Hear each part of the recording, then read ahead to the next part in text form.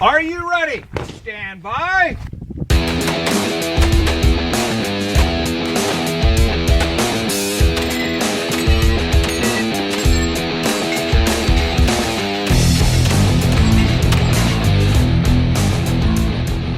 Hey everyone, and welcome to the 3 Gun Show, brought to you by Armalite. I'm your host, Dave Hartman, and this week we do a special match recon of the 2017 3 Gun Nation Midwest Regional Pro Series match with 3-gunner Vortex Optics customer care specialist and friend of the show, Adam Maxwell.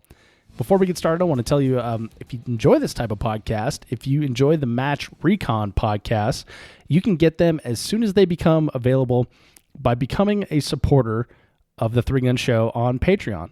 How does this work? Well, this podcast that you're about to listen to first aired July 23rd and was available exclusively to 3 Gun Show patrons for the first 90 days.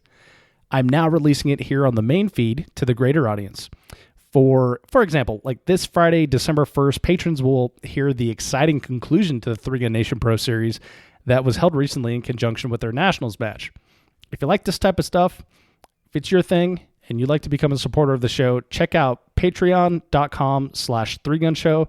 That's patreon.com/3gunshow. And you can think of it like crowdfunding subscription service. So like on a monthly basis, you contribute to the 3 Gun Show, and in exchange, you get fantastic rewards, and you can check those out at the site there. And finally, Armalite is giving special discounts to the 3 Gun Show listeners on their line of 3-gun rifles and parts. Awesome prices on complete rifles, complete uppers, or components to build your own rifle. I think I have like one of their tunable muzzle brakes left because those have been super popular this year. With the end of the year coming up soon, now is a great time to make a decision. If you've been on the fence, just email me, dave@3gunshow.com, and I will hook you up. Now enjoy this match recon of the 2017 3 Gun Nation Midwest Regional Pro Series Shoot-Off with Adam Maxwell. Welcome to the 3 Gun Show, brought to you by Armalite. I'm your host, Dave Hartman, and with me today is Field Correspondent Adam Maxwell. I'm so glad that I'm an official part of the show. It's pretty cool. I have a title. It's exciting. Yeah. Doesn't pay very well, by the way. Yeah, that's cool. I forgot to tell you that. That's cool. So it's always a pleasure to talk to you on or off the mic. I agree, dude. Likewise, and I'm happy to have you here today because we're going to talk about a pretty cool shooting experience that you had. Yes. At the 3 Gun Nation Midwest Regional. There was a little side match. So it was kind of a big deal. Yeah, there's a little dash for cash after the sun goes down. Yeah, so we're here to talk about the your experience in the 3 Gun Nation Pro Series, and that was at the Midwest Regional, which was here in Minnesota. Yes, Forest Lake, Minnesota, which for those of you who are not from here is on the northeast corner of the Minneapolis-St. Paul metropolitan area. Mm-hmm. Turns out just a couple hours from my brother's house, which is kind of cool. Yeah, so which means you're going to visit more often, right? Well, I'm rarely at his house, but yes. Right. It means I'll get to see my brother more often as I'm on my way to this range. Right, because 3 Gun happens in places other than Texas. Yeah. I would say like a large amount of 3 Gun happens in Texas. It sure does. And but especially Texas is a big place, so you would expect. Texas is huge, and right now they're all taking even 3 Gun. Dude, you should see the gas stations. It's insane. They're right now they're taking shelter because it's too hot to be outside. I don't understand what that means, dude. Like they tried to explain it to me, but it's like, no, you just drink water. It's fine. Yeah. Like here, we don't shoot in the winter because it's cold and our fingers don't work. Right? Like your nerves stop working. Right. Well, so that's a good point. When you're hot, Adam, you just sweat. You know, you and I talked about this before. How there is a dry fire culture up here in the north. Yes. And there's not a dry fire culture in Texas by any means. Yes. Most people are like, why would I dry fire when I can just walk out on the back porch and shoot from there? At least it's tough to come back on that. Yeah. Yeah. Well, and I say most until people, you tell them it's negative 21 Fahrenheit outside. So they don't understand what that means. Why do they not have a dry fire culture in the summertime then when they're not out shooting? I don't know. Can they just like do it at 5 o'clock when they come home from work then? Dry fire? No, shoot. Don't they just wait till it gets cooler outside? It doesn't get cooler. What? Yeah. It's still like 127 degrees when the sun goes down? Well, so I left like 2 weeks ago, and it was nice. But before that, it would be like 96 during the day and then like 80 at night. Mm-hmm. And granted, that's 16 degrees cooler, but it's still humid and hot. And now it's dark. True. So anytime the sun's out, it's hot. And you can't shoot. You can shoot. Oh. They just don't. That's what I don't understand. But then again, like people in Minnesota don't go outside in the winter, but I still do. So It's true. So we're getting way off topic here. But we are. I had a buddy in college who's from Minnesota, and I went to school. Geez. Oh, geez. Yeah, he talked like that too. It was great. I went to school in Colorado State, Fort Collins, Colorado, and it'd be a couple inches of snow on the ground and cold as heck, and people are all bundled up and everything. And Dave's walking to class in shorts and flip-flops. We had a guy like that too. Yeah. Yeah, Every guy? No, I went to University of Wisconsin River Falls, and we had a guy who wore shorts 365 days a year because he was, how do I put this politely, as wide as he was tall. But yeah, he did it every day, 20 below, which only really happens about like 5 days a year, people, so calm down. Yeah. But he did it every day. Interesting. Shorts. Fun fact, 86 degrees currently in Texas where I lived. Also here. Well, no, it's a little cooler than that here. It's like, We're sitting here in sweatshirts. It's actually cold. yeah.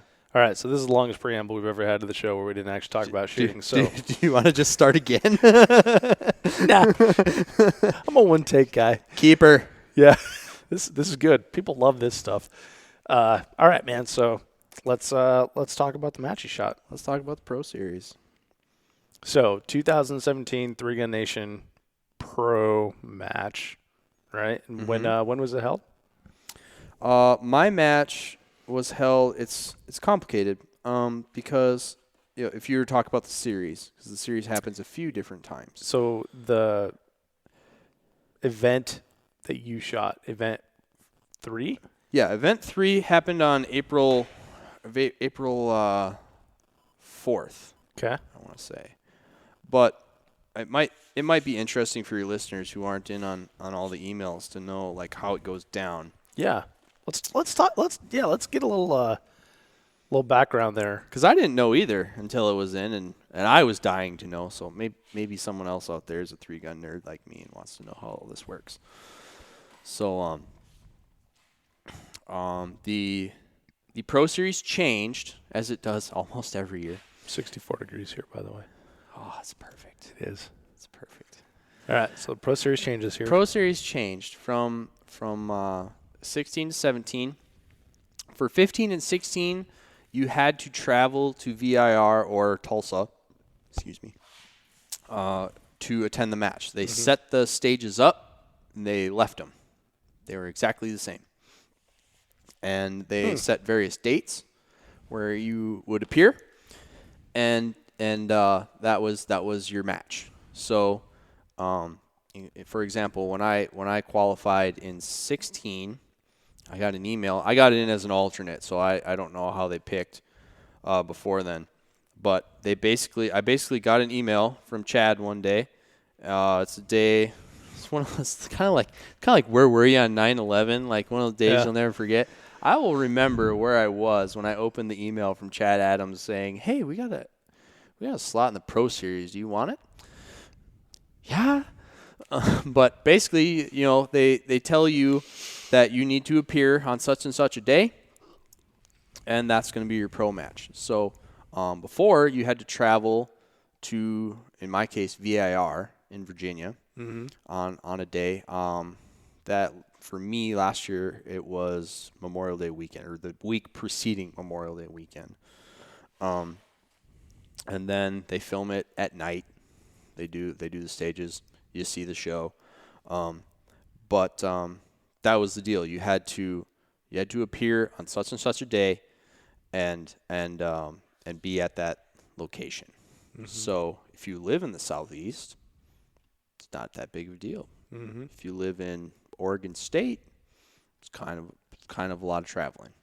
Yeah, and my understanding is VIR, Virginia, in general, doesn't have like a very good airport access to that range. I have never flown there, but yes, I believe that to be true.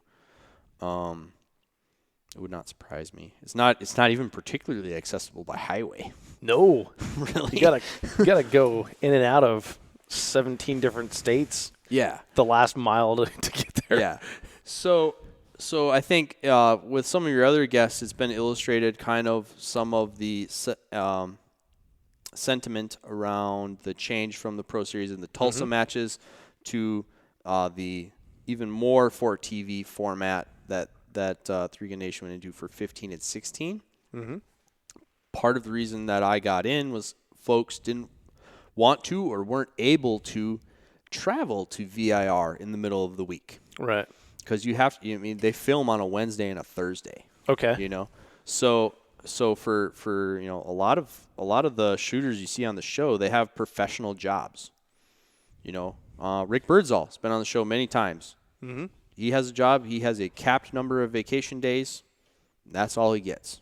At the time, I worked retail, so and do some other stuff too. But I have a fairly flexible schedule, so if I want to go, I can go. If I move things around, but a lot of the pros have real professional jobs, and taking time off and the allocating the assets it took to travel to VIR to do that was not something they wanted to do. Mm-hmm. And so a few of them opted out, and that's how a position became open for me. So going into 17, the email comes out, and we're making some changes again. I'm like, oh no, here it comes.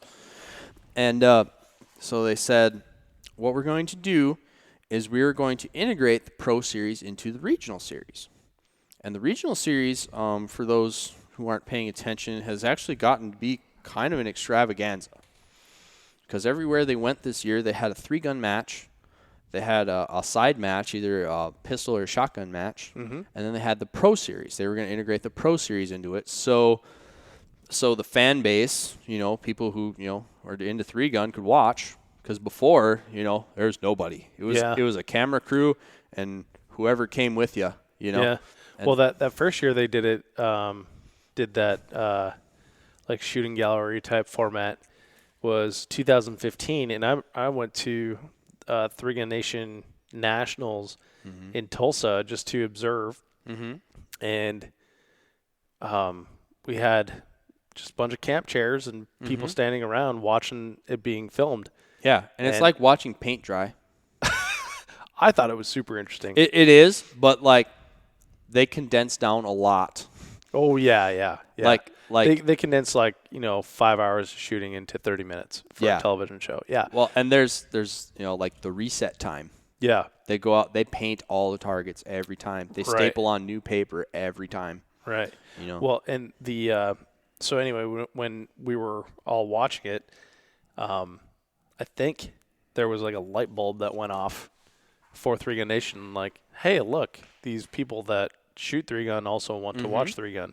Oh yeah. And so having it at the regional, I think, is a really cool thing because now you've already got the crowd there and being a part of it. Plus, if you're traveling with your crew, now you get your crew to help you out and stuff like that. Right. So. Yeah. I mean, like when they did the finals in Tulsa. I mean, it was standing room and pickup boxes only. Yeah, absolutely. Absolutely. I mean, there were as many people crammed in there as they could, because we're all there for the match and we're interested in 3-gun. What else are we going to do on a Friday night?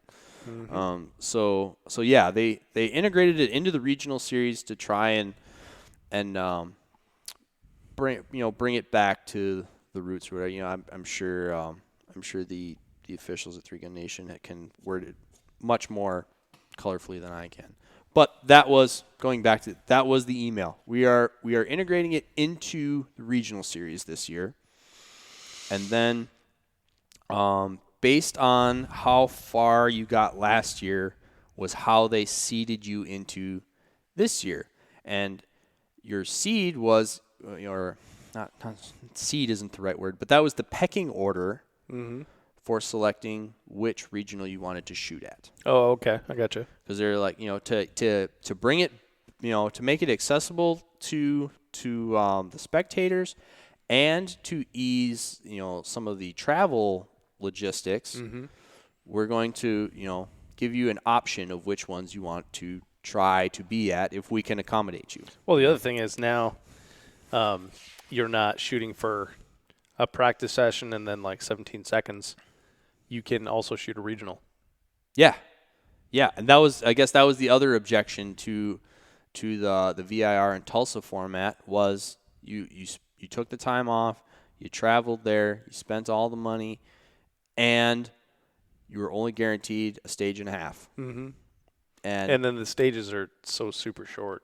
Yeah, it's not even like shooting an actual 3-gun stage. Well, we'll get to that. Okay, But yeah, in the context of, like one of my friends here locally, Jake Latola, he said, in his situation, he's a professional.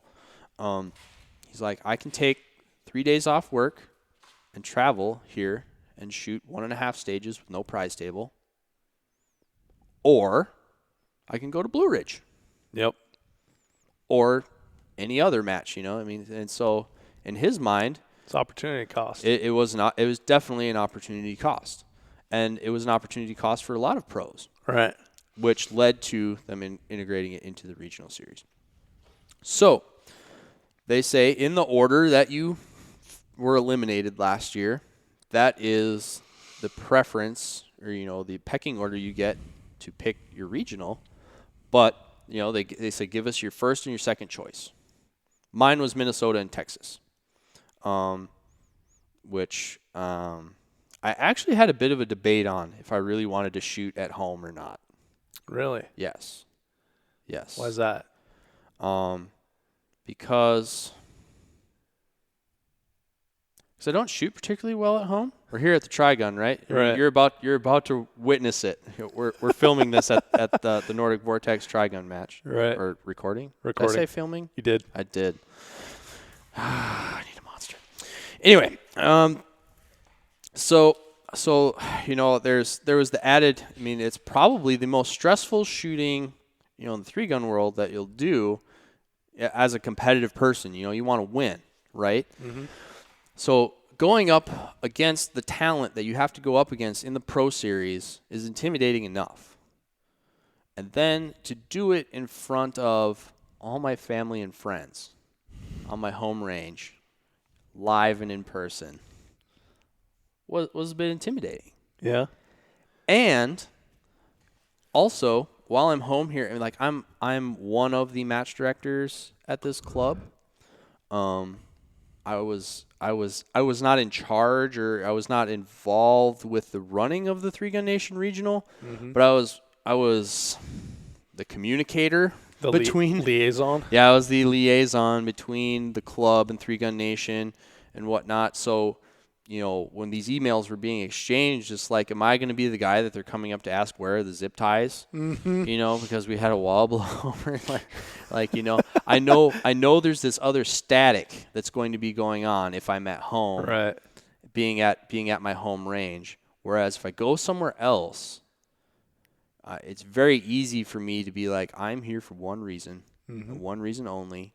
I'm an introvert, so I can not talk to anyone and just show up and do my thing. I'll talk to people I know and and whatnot. But there's nothing going on. Like I have range, hotel room, gas station, restaurant. I just got this little racetrack that I'm on, and that's all I'm here to do. No distractions. So I was worried about distractions. Interesting. So between the pressure of wanting to perform or needing to perform in front of the hometown crowd and the distractions, I did actually think for a minute about not shooting in my home range, even though I had the opportunity to. And I was planning to go to Texas anyway. Home field advantage, man. At the end of the day, when I consulted some trusted friends, that was the resounding answer. Is like, dude, home field advantage, dude. I mean, it's a thing in sports for a reason. Yeah. And you know, I mean, every shot I fire in practice is fired on this range, or if not in that bay. Right. Okay, we ran through a pile of brass that I made practicing for the Pro Series. Like, they put the table on top of it. Nice. You know, it was, you know, so like, you know, I mean that, you know, bay number 4 at Forest Lake, I spend a lot of time there, probably an unhealthy amount of time there. So ultimately I did elect to shoot at home, for home field advantage, but also because I'm professionally involved in some retail sales here locally in town. I work for a gun shop. And part of my job is my expertise in the action shooting sports and 3-gun. And there are customers of ours who are not action shooters, but they find it interesting. Or they saw, you know, episodes from last year. They saw me and they're like, "What? Wait, you were on TV doing that 3-gun stuff?" I'm like, "Oh, yeah, for a minute." But they were interested in it, you know, from a periphery side. And people who are listening to the show or are in the Facebook groups or whatnot, those aren't any of the people that I'm talking about. These are people who have no contact with the sport whatsoever. If Adam at Arms and Arms was not shooting 3-gun, they would not know what 3-gun is. Right. And so we all have people like that in our life. Yeah. You know, that there's people that, you know, because you want to root for people you love and people you care about, or people that, you know, are good people, right? So, like, I'm not particularly interested in horses, but, you know, one of the roommates I had in Texas, that's what she did every day that she wasn't working, was go and take care of these horses, and she was interested in it. So I listened to all the horse talk, which I had no clue what she was talking about half the time. And it was an opportunity for some of those people to get exposure to 3-gun. I could bring 3-gun to some new people, and I even said it on the show, and it sounded kind of cheesy, like, "Yeah, I did it for the fans." I don't have fans. I'm nobody from nowhere. But, you know, in the retail setting, I mean, they see me as, or they were interested in 3-gun because I was doing it, and they had a personal connection to me. Yeah. So that was an opportunity to bring it to some new people. Yeah, and we get diluted in our little world of, you know, not thinking we're anything interesting. Where like a B-class shooter in a gun shop is kind of a big deal. He's the best shooter. Yeah. Yeah. You're hearing whistling. Yeah. Some of the things they say about ARs are funny. I want the 18-inch barrel for accuracy. Shut up. All right, so you elected home field advantage. Yep. So I did elect to shoot here. I don't know. Forest Lake Sportsman's Club. Forest Lake Sportsman's Club. It was going down. Boom. And as it turned out, all the people, with the exception of Kyle Soul, is not from the upper Midwest. But all the other guys were not that far away from home either. They're all upper Midwestern guys. Rick came from a long way away, but he's Detroit, Michigan. Rick Birdsall. Yep. Jay Carrillo is from the Chicago area, I believe. Rob Tate is from eastern Wisconsin, or he lives in eastern Wisconsin now. I think he'll always be from Virginia. Tim Yackley is from south central Wisconsin. And am I forgetting somebody? No, Kyle, and then it was me. So we were all kind of from the Midwest anyway. We're listening to things that might be gunshots. Yeah. If they're shooting the fox, I'm in big trouble. Well, that cadence doesn't. Sounds more like fireworks, doesn't it? Oh, that's probably what it is.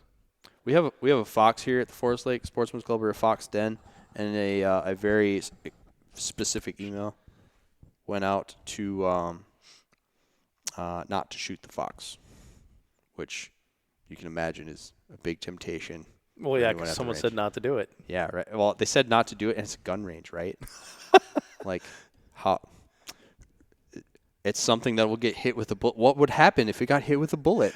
You got to know, right?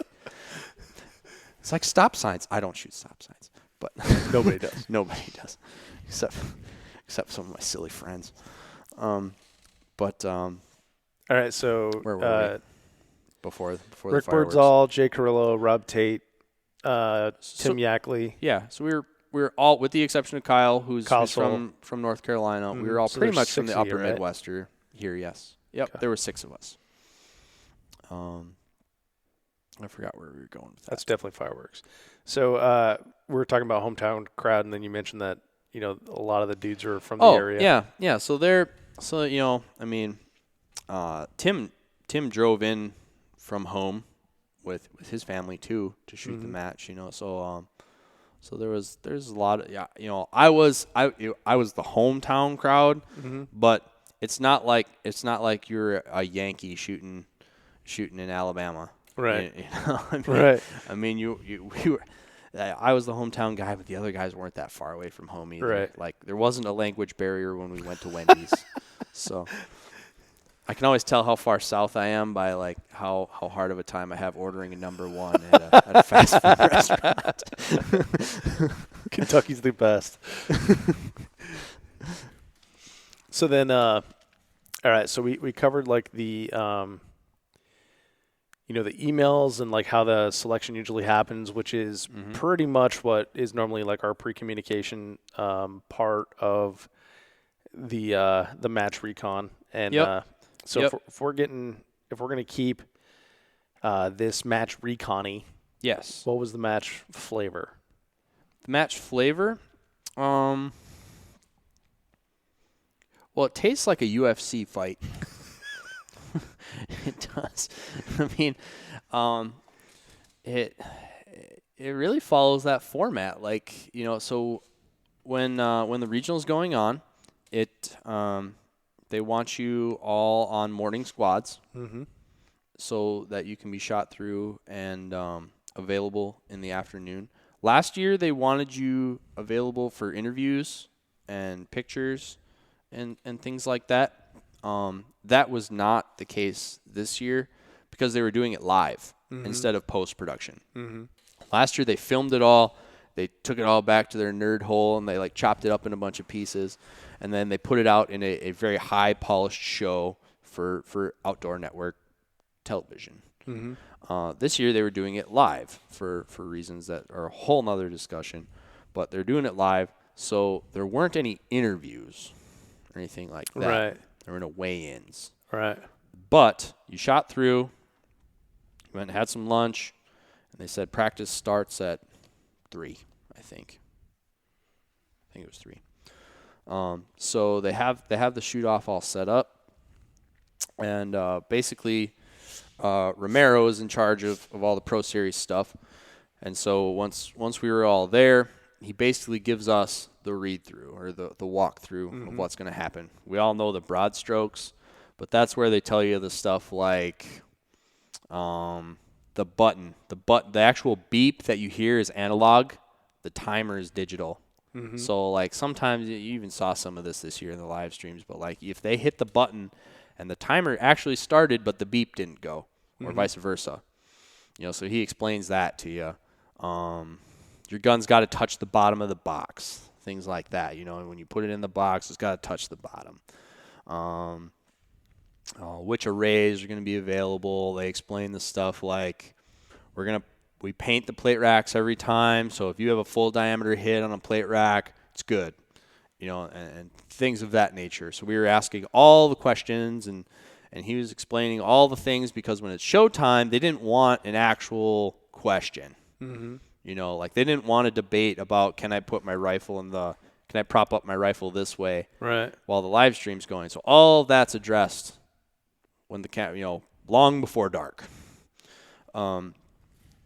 And then the everything that happens on camera, that's the show. It's for entertainment. So so all of that's done. And then they say for standardization's sake, some of the ranges they're limited in quantities of clays. Mm-hmm. So they say between all of you have 1 box of clays. You can shoot the plates as many times as you want, but you have 1 box of clays. However you guys wish to do it.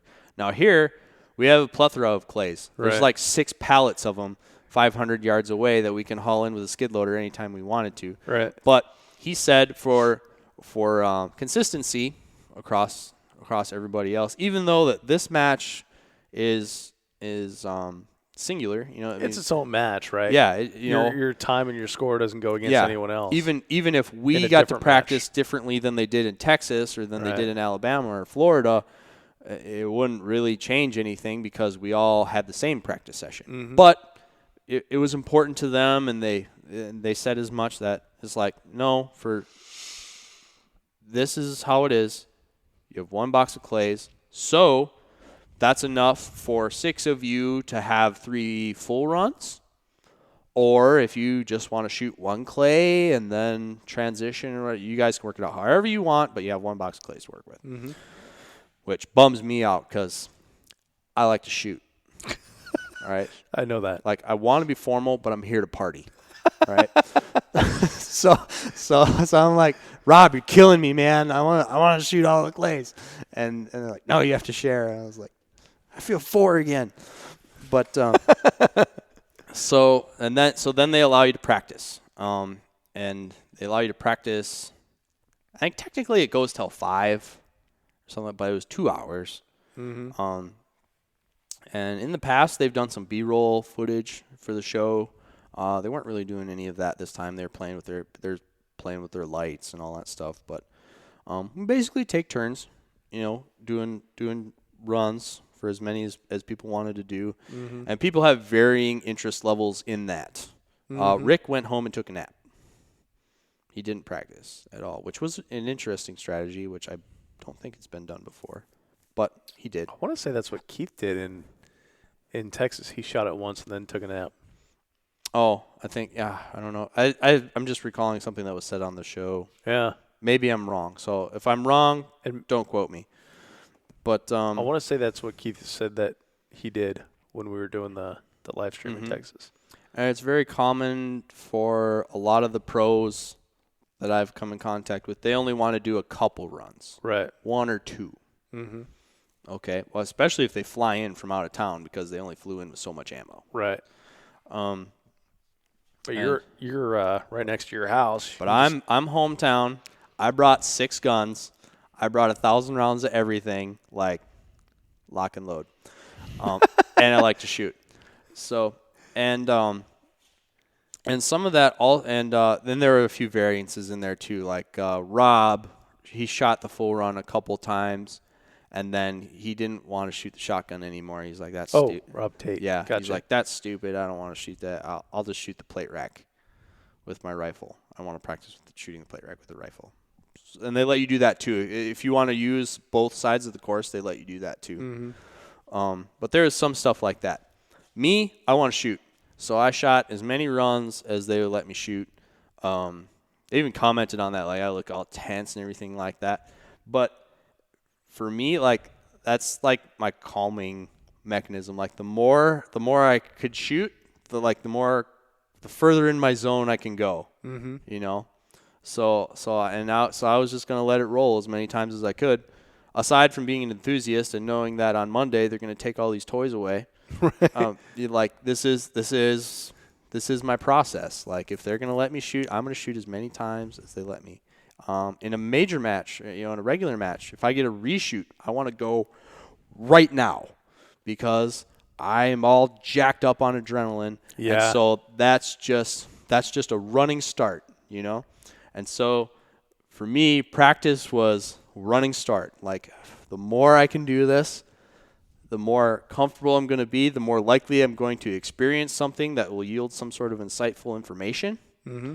And the more comfortable with it I'm going to be, and just I the further into the zone I could go if I shoot those. So that was my theory, and a lot of the pros make fun of me for that, both last year and this year.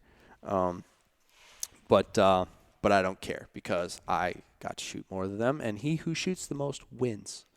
All right, so that's practice. And then eventually they cut you off because they want to film some segments. They gave each of us an opportunity to highlight a product of our choosing. Mm-hmm. And so they had us set up. They want the range in the backdrop, and they don't want you shooting and making a bunch of noise while they're trying to get good audio. Right. So they filmed 6 of those segments to inject into the show. What was the product that you chose? I chose I was shooting a pre-production sample of the Vortex UH1 Huey. Oh, yeah, that's right. Yes. So they just launched that optic at SHOT Show this year.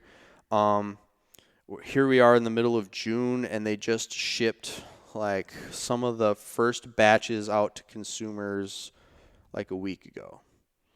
So it was being finalized. Mm-hmm. It was in final form. The one I shot was what they call a pre-production sample. It is what they're going to make, but they didn't let me keep it. Right. So did you shoot that for the pro match? yes. Okay. Yes. And that's 1X. Funny side story, maybe. And some of the other pros will make fun of me for this too, but I don't care. I wanted to shoot the Huey because I have I work very closely with Vortex Optics.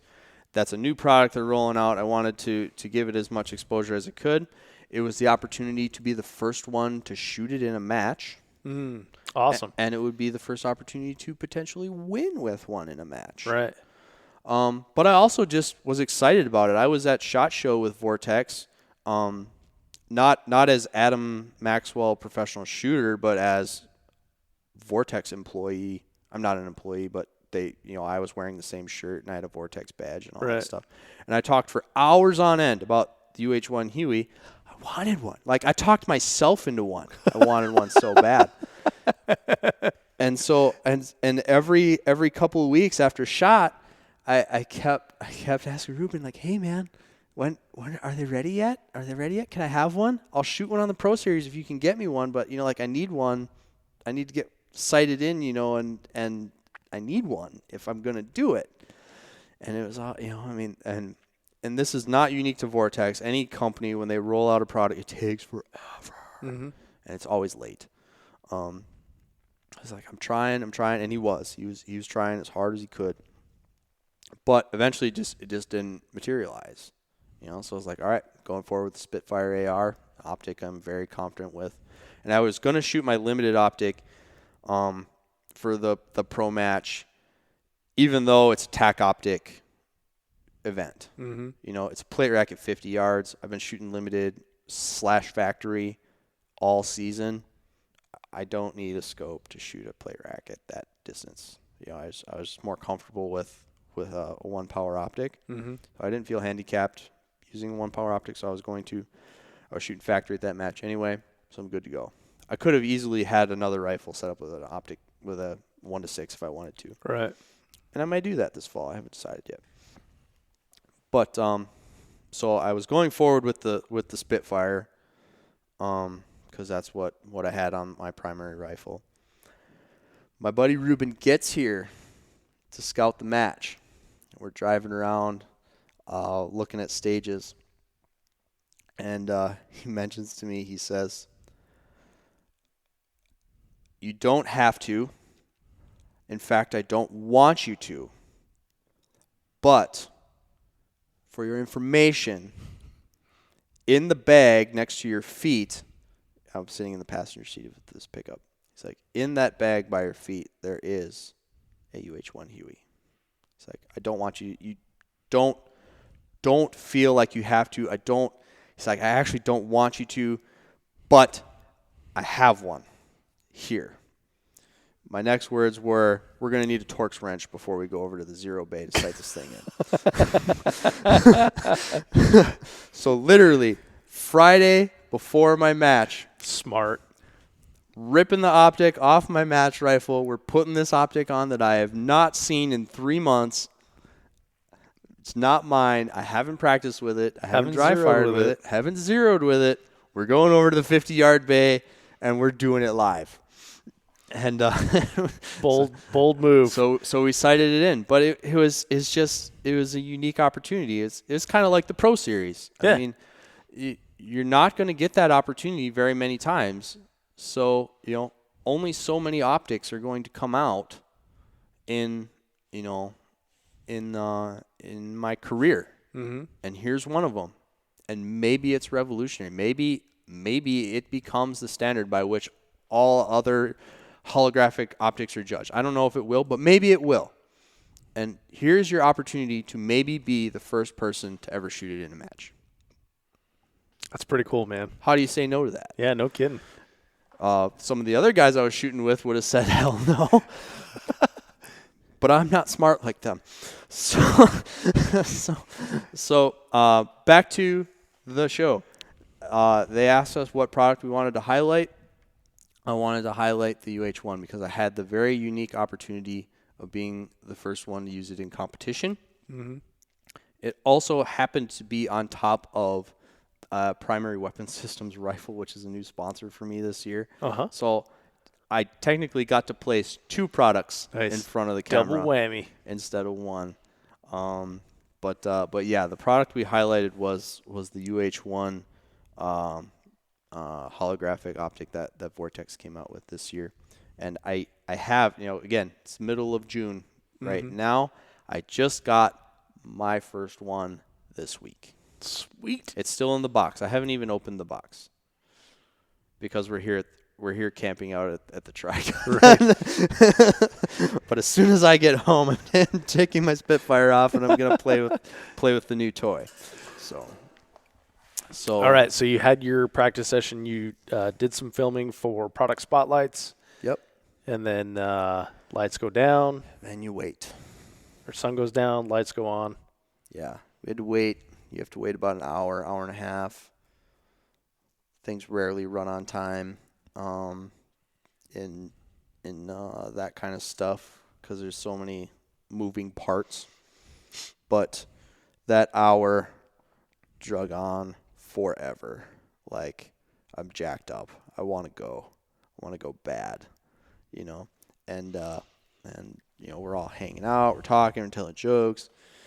People are starting to gather. Those people who I told this was going to happen, blah, blah, blah, are showing up. My family shows up. They never come and watch me shoot. Mm-hmm. I mean, 3-gun is, for all practical intents and purposes, consumed my life. My family has very rarely come to watch me shoot, but they're here. So all that's coming in. Some of my friends are jokesters, so they're like saying funny things or whatever, but it's like messing with my head. Right.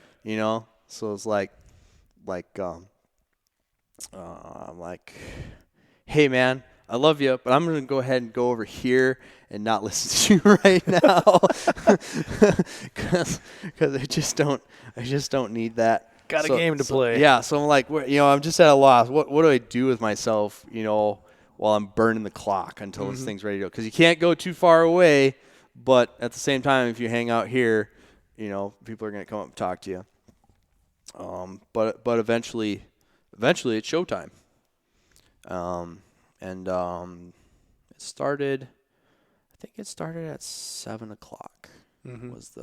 Was the witching hour, maybe 6:30, something like that. We were up against a hard, I would say a soft, cutoff time of 9:00 at the range. Mm-hmm. We're not allowed to shoot after a certain amount of time because of our proximity to a residential area. Mm-hmm. But we got permission to, so it's not like they're gonna pull the plug on the show because it was 9:01. Right.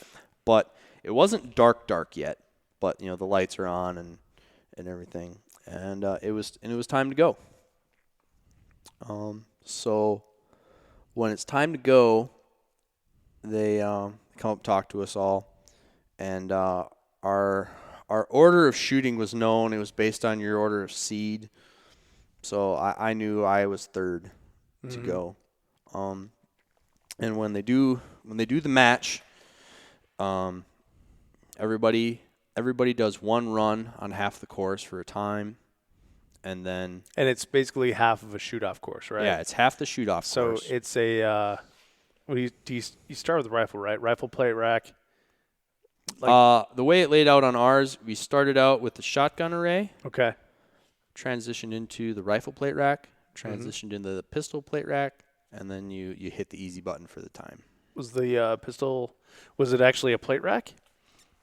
No, it wasn't. Did I say Knocked plate it. rack? Yeah, you did. Is it knockdown? They were poppers? knocked down. They were knocked down plates. They were those big MGM 12 by knockdown. 12s or something. Yeah. Okay. And then the shotgun array is clay targets, and the like we said, a plate rack. Okay. Yep. So and so that was the qualifier, and then you qualify for a time. Bottom half goes into eliminator. Top half advances to the shoot off. No, it's top two. Bottom four and top two. Okay. So top two advance straight to the final. Bottom four go to the eliminator. The best of the bottom four picks which gun they're going to shoot for an array. They all shoot that array, and then the top two out of that advance to the final. I seeded directly into the final out of qualifying. Attaboy. I was number one seed, which surprised me more Attaboy. than anyone. Wow. Nice work, man. I could not believe that time stood, but then after qualifying, they did the eliminator, and then you went into the shoot off, and you can see what happens from there. So tell us about it. So the eliminator was kind of a nail biter to watch, because Rob Tate ended up in the eliminator due to mechanical malfunction. So the rifle he chose to shoot, I believe the cam pin broke. Oh, wow. Yeah. So on his qualifying run, pulls up his rifle, he gets one shot off, and his cam pin breaks. Like, what are the odds? Yeah. If in practice he would have shot one more plate rack, it would have broken yeah. practice.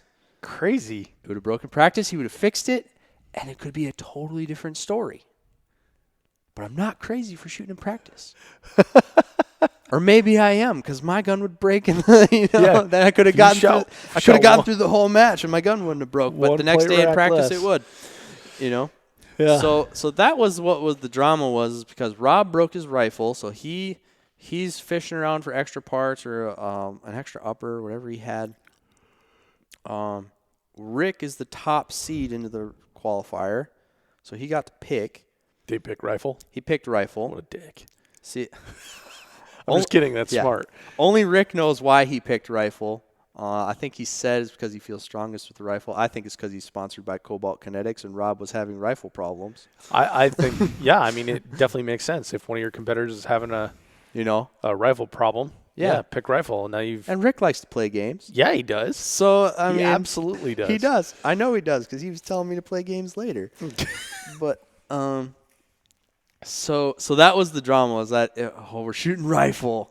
And Rob's rifle's not working, and so they're going to shoot the rifle. I'm just glad that I'm safe from all of this. Mm-hmm. Who else is safe? Tim Yackley. Okay. Tim Yackley. So it was Kyle. It was Rob. It was Birdsall. Or wait, man, no, I can't remember. I know I was safe. I think Kyle was safe too. It was either Kyle or Tim. Because at the end of the day,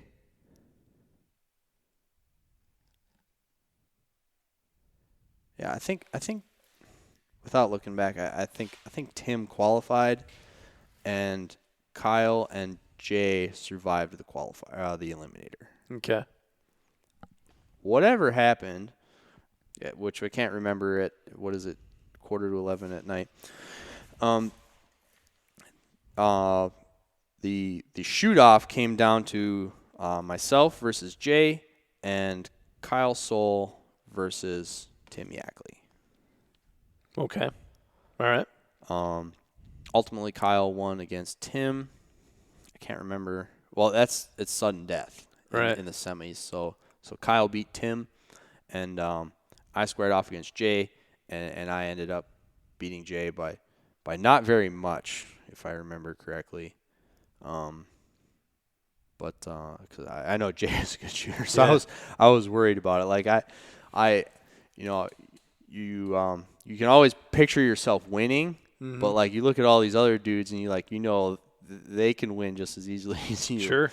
So it's like, the Pro Series is like running with scissors, okay, the whole time. It's just, you just keep going, and it's like, what? I'm still alive? Okay, what's the next thing? All right, I'll just keep running. Oh, wait, I'm still alive? Okay, let's keep going. And it's just Russian roulette the whole time, which is why it's so exciting. Right. For as much as people talk about the old Tulsa matches, and it's not real 3-gun and it's made for TV and blah, blah, blah, it is a freaking rush, because that is the most intense head-to-head competition you can get. You're not looking at with guns. You're not looking at practice score, contabulating numbers. All right, no, it's real. Like you're shooting against a human, rather than shooting against a time. Yeah, it's like a clock. Yeah, like UFC. You're coming out and there he is. He's your buddy, and we'll be at Applebee's an hour from now. But right now we're out for blood. And so Kyle and I won to go into the final. Finals best out of 3. Mm-hmm. And it was just I was just on cloud 9. I'm like, there's no way I'm still alive. How it's. Well, and so once you go to the final, you are safe to advance in the series, right? Yes. So now you are guaranteed a spot in the shoot-off at Nationals. Right. And so while the Pro Series there is cash prizes associated with being in the Pro Series, I didn't think about that at all. It's for me, I shoot like nobody cares and nobody's watching. Mm-hmm. Really. But when you get in, and so I always look at it as like I have nothing to lose. You got the call to swing the bat in the majors, and I'm gonna swing it as hard as I freaking can and see what happens, because it may never come again. When I'm old and the world confuses me and the kids doing community service come into the nursing home to pretend like they want to spend time with me, this is the story I'm going to tell them. All right. So my approach to the Pro Series is that way, but now you're into the final, which means you're going to Nationals, which means you really have nothing to lose. Right. So now you just go for broke. Yeah. I mean it's there's a difference in cash payout, but I don't care about the payout. Right. I want to win in front of the hometown crowd. That would be awesome. Hell yeah. So we go into the final, and I won the first one by a margin that I can't remember. Kyle won the second one, and so we're going to the third one. Wow. And this is where the karma of some kind comes into effect. Because, well, first, we square off, and my boy Sean O'Brien snaps the most awesome still picture ever taken in action shooting sports. He hit it just right. That is pretty an amazing picture. I don't even like that I'm in it. I just like the look that's on Rob's face when he's holding that air iron.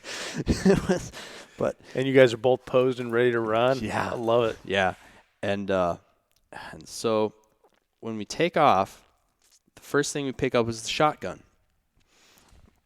Now, for those who aren't familiar with Benelli shotguns, they work on inertia. And one of the tricks you can do if you are a true ninja of the shotgun craft is you can actually rock a Benelli hard enough to cycle the action just by snapping it back and forth really fast, right? You can. What do they call that? I think they call it ninja loading. Ninja loading? Yeah, ninja, or the ninja cock. The ninja cock was the Glock pistol. Yeah, I like know if it was like the the rooster, not the other thing. Right. Or No. the mechanical action of Right. of locking the hammer to the rear. Right. You're But- cocking the gun. Yeah. So, like for an empty start, you can pick it up out of a box and shake it hard enough to rack the bolt back and cycle the action. Right. Without touching the charging handle. Right. It was cool for a while. I haven't done it in a long time. But we used to do it all the time. We used to do it all the time, take videos of each other doing it. Like, oh, man, did you actually do that in the match? Yeah. You got to go for broke. Yeah, you're not first, you're last. All that stuff. But anyway, so this phenomena exists with the Benelli shotgun. Mm-hmm. When I picked up my shotgun, when I ran to the box and I picked it up, I snatched it out of the box, I put it on the first clay, I pressed the trigger, and it clicked. Oh, shit. And I'm like, there's no way I forgot to load my shotgun. There's no way. And so I racked the bolt as hard as I could, and I went back to shooting, and I saw the shell fly out. So I'm like, okay, there was one in there. Thanks, Federal. And went through, and I lost in the pistol by a small margin, about the margin that it takes to clear a shotgun malfunction. Right. Kyle won. Kyle won. He beat me, but that happened. And I go back and I look at the footage. They pan away from me before it happens. So I haven't seen I don't know if there were any cameras on me when I was shooting my shotgun, but as soon as I picked up my shotgun, the camera went off me. For the live show that's available for people to watch. Mm-hmm. However, they do have a shot of me putting my gun in the box. And afterwards, of course, speculation abounds as to what happened with it. Everyone, we're all gear geeks, right? So Right. What was it? Was it a bad primer? This, that, the other thing, and it wasn't. My buddy went and found the shell. There was no primer dent on it. Huh. Okay. So what happened? So did you pull the trigger out of battery?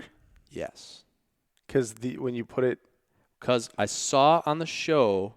There is a camera shot of me putting my shotgun in the box, and I can see my bolt is in battery. The theory would be that I checked to see that I press checked it, right, and then it didn't seat after I let it go. But I know that it did because I checked that, and I can see on the video that it's in battery. I know what a Benelli bolt and battery looks like, and I know my gun was in battery. But I think I snatched it out of the box so hard trying to win, that when it hit my shoulder, that was just enough to bring it out of battery so that when the hammer hit the bolt, that took just enough energy away that it didn't light the primer. And that was the difference between first and second. crazy, dude. So that was a wild ride. But we're both going to nationals now, so I have to do a lot more practicing before November. Well, that's an exciting story for those kids to hear when you're telling that in the old folks' home. Yeah. Hopefully, It's a good one. I don't know. I mean, I hope I don't end up in a home, but if I do, that one's going to be right there in my repertoire of stories. So awesome. So then, when it's over, I imagine there's some sort of interview portion afterwards, or they want to get a couple sound bites from you. yeah, that was weird because like last year, when you were done, every time you were done shooting, they wanted to talk to you. Right. Like that was the whole deal behind the easy button, right? Is because they didn't want a gun in your hand when they interviewed you. They wanted you to hit the button. That's your time. Leave the gun. Right. Talk to the camera. And they would ask you questions. They ask you talk for a lot longer than they actually use in the show. I said lots of awesome one-liners that they didn't use in the show. I don't know. Chad, what's that about? But he doesn't listen to this. Yeah, I know. Well, I don't know that, but wouldn't surprise me. Anyway, so I was ready because last year they were always interviewing you. Yeah. And so this year and last year it was more sterile. There was nobody else really around. They're gonna move your gun over to this box and you can take care of it.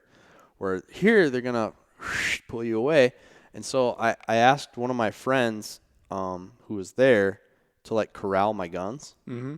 Like I don't want people I don't know touching my guns. Yeah, I hate that. It's like, I know you. Will you do this for me, please? I'll owe you. And so he did. But that was the weird thing about this time was after you shot, they weren't interviewed. They interviewed you the first time after your qualifying run. Mm-hmm. Like, hey, that was your qualifying run. How'd it go? And you say whatever. But they weren't interviewing you after your qualifying run. So I was just like, oh, well, I'm done now. Last year I was supposed to, they like whisked you away and talked to somebody, but that didn't happen. So I was kind of confused. Well, more confused than I usually am. So kind of anticlimactic. You're like, hey. Yeah. So after it's all said and done, they didn't interview me. They went straight to Kyle and they talked to him because he won. Mm-hmm. So there you go. And his dad is in charge of the regional series. So I mean, it was a very good family story, mm-hmm. and they were capturing that. So basically, it was hey, thanks for coming out and get some sleep. We'll see you tomorrow. Yeah. See you later, there's still one more day of regional left to shoot. But we did go back and talk to all the people who came to watch and everything, and then we went to Applebee's afterwards to get something to eat. It was me, Rob Tate, and Ruben, and Rob's wife, Shannon, and a bunch of people. Mm-hmm. But like three of the six of us were there. And Kyle and his family came in an hour or half hour after we got there. So nice. we were all pretty much at Applebee's together after it was all said and done. Like a nice family. Yes. Yep. Regaling stories of broken cam pins and out of battery shotguns. Awesome. Well, Adam, man, that sounds like a fun story and a good recon of what the experience is like for those who shoot the Pro Series or aspire to be in the Pro Series.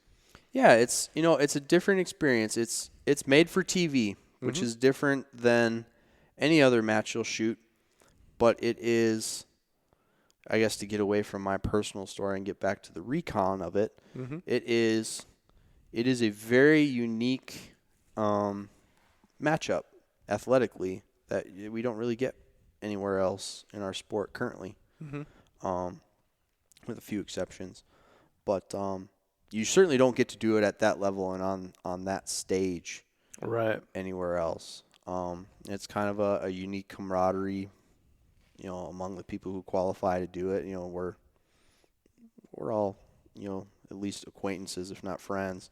So it's a fun thing to do, and it's intense competition at its highest level, and I think that's what drives it for me more than anything is I craved competition in its purest form and at its highest level, whatever that was, since the beginning of Three Gun. Mm-hmm. And so I got the opportunity to do this, and it certainly was that rush that I looked for, and I would continue to do it at every opportunity. But I'm certainly grateful for the chances I've had to do it thus far, because it's a wild ride. It sounds like it, man. Emotionally, it's a wild ride. So awesome. Well, Adam, hey man, good luck at Nationals. Well, thank you. There's some pretty serious dudes that are going to be there. I don't know if it's going to be a Cinderella story or if it's going to be a repeat of last year, but we'll see if someone can come out of nowhere and dethrone Horner. Yeah, it's going to be exciting nonetheless. Dude, thanks for being here for another Match Recon. Thanks for being the field correspondent. Yes, like Trisha Takanawa. That's from Family Guy, right? Yeah. I would do an impression, but Nope. Maybe some other time. Yep.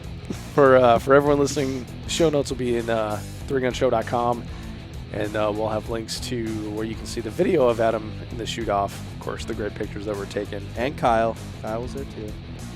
He won. And Kyle. and anything else we talked about. So thank you for listening. Adam, thanks for being here, man. Thanks for having me, Dave. Always good to be on the show.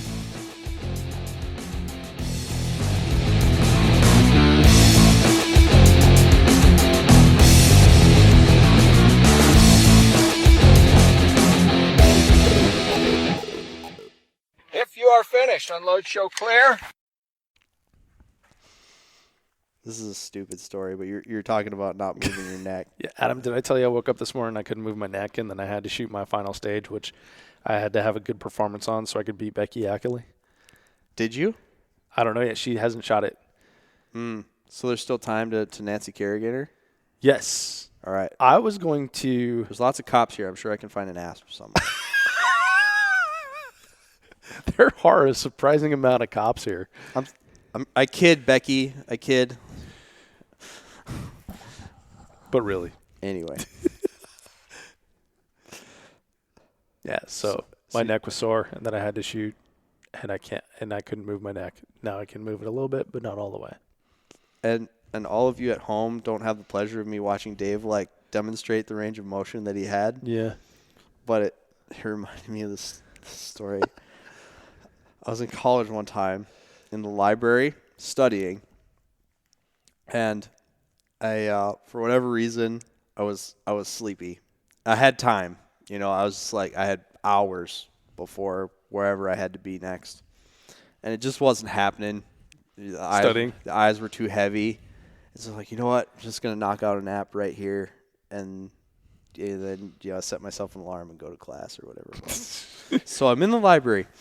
In this weird, it's not office furniture, but it's not living room furniture, but it's kind of living room furniture. Yeah, it's like foyer furniture, right? It's waiting room furniture. Yeah. So like a 20-year-old, I slouched down all the way so that my neck is right up against the top of the backrest, and I proceed to take a nap. And while I was unconscious, little did I realize that I was cutting off the circulation to whatever muscles were necessary to move my neck. And I wake up, and I couldn't move. I was your whole body? No, yeah. I couldn't move. I had to work at it. I was at first I was like, wow, that feels weird. Oh, man. It's about time for econ. I should probably get going. Uh-oh. Well, that's never happened before. Let me try it again. Oh, shit, this is a problem. This is a problem. And of course, there's nobody around me because it's a library. I picked some isolated corner or whatever. Will help. Yeah. And and then are you going to be that guy who calls out for help? No, I don't need anybody's help. You're a man. Stand up. Yeah, I'm a freaking man. I've been out of my mom's house for 10 minutes, so I should be able to handle this, right? So I gave it a running start a couple times. And I think I had to I finally could move to one side and then the other, and somehow I worked myself out. But I was there for 2 minutes, coming out of a REM cycle, trying to regain range of motion. So I can relate to the not being able to move my neck. It only happened to me one time, but it was top 20 weirdest things that's ever happened to me. Yeah. My neck go to sleep. For me, it's really bad today. I had I was having a conversation with a guy, and I was in the middle of a sentence and all of a sudden I was just like, because like I gestured too hard or something. It's like I'm just kind of like trying to keep my head straight for the whole day, and also get a good cheek weld on my shotgun. Because cheek weld's important. It is. All right, man. So let's start her up here. All right. Welcome to the 3 Gun Show, brought to you by Armalite. I'm your host, Dave Hartman, and with me today is